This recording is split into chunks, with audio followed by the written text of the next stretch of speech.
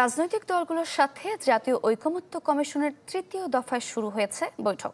রাজধানী foreign service একাডেমিতে চলছে বৈঠকটি, যেখানে ৩০টি রাজনৈতিক দলের প্রতিনিধিদের অংশ নেওয়ার কথা আছে। বৈঠকে চূড়ান্ত হওয়া জুলাই সনদ কিভাবে বাস্তবায়িত হবে তা নিয়ে আলোচনা হবে।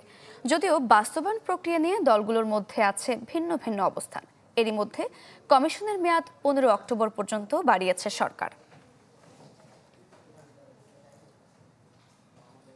সানশাইন আটা ময়দা সুজি, ভালোবাসায় তৈরি।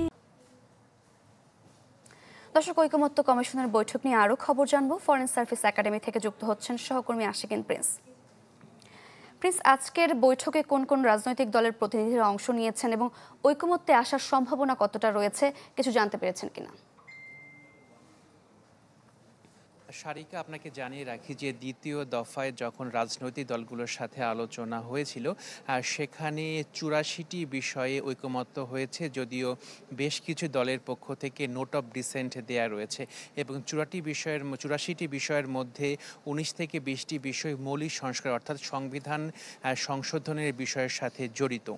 তো এই ১৯ থেকে ২০টি সংশোধন বা সংস্কার কিভাবে হবে বা বাস্তবায়ন করা হবে, মূলত সেই বিষয়টি নিয়েই তৃতীয় দফায় আলোচনা হবে এবং কিছুক্ষণের মধ্যেই হয়তো বা আলোচনাটি শুরু হবে কিভাবে এই সংস্কারগুলো বাস্তবায়ন করা যায়।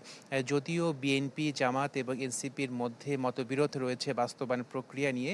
বিএনপি বলছে যে আইনের বাইরে গিয়ে কোনো সংস্কার তারা চাচ্ছে না, সংবিধান সংশোধনের সাথে জড়িত যে বিষয়গুলো, এবং তারা বলছে যে পরবর্তী সংসদ যেটি হবে সেটি মূলত সেই সংবিধান সংশোধনটি করবে, অথবা যদি এখনই বাস্তবায়ন করতে হয় তাহলে সুপ্রিম কোর্টের পরামর্শ নিয়ে আইনি প্রক্রিয়ার মাধ্যমে সেটি বাস্তবায়ন করতে হবে। এটি কিন্তু বিএনপির অবস্থান।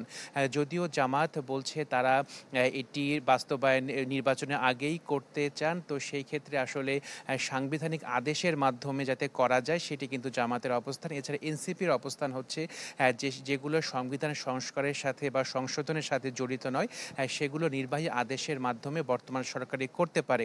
যদিও সংবিধান সংশোধন সংক্রান্ত যে বিষয়গুলো রয়েছে তার জন্য এনসিপির পক্ষ থেকে গণপরিষদের নির্বাচনের কথা বলা হয়েছে। তো মূলত বলা যাচ্ছে যে তিনটি দল তারা কিন্তু বিপরীতমুখী অবস্থানে রয়েছে। তো এই জুলাই সনদ কিভাবে বাস্তবায়ন করা যায় সেটি নিয়ে আলোচনা হবে এবং এটি আসলে ঐকমত্যে পৌঁছানো যাবে কিনা সেটি হয়তো বা সময়ে বলে দেবে।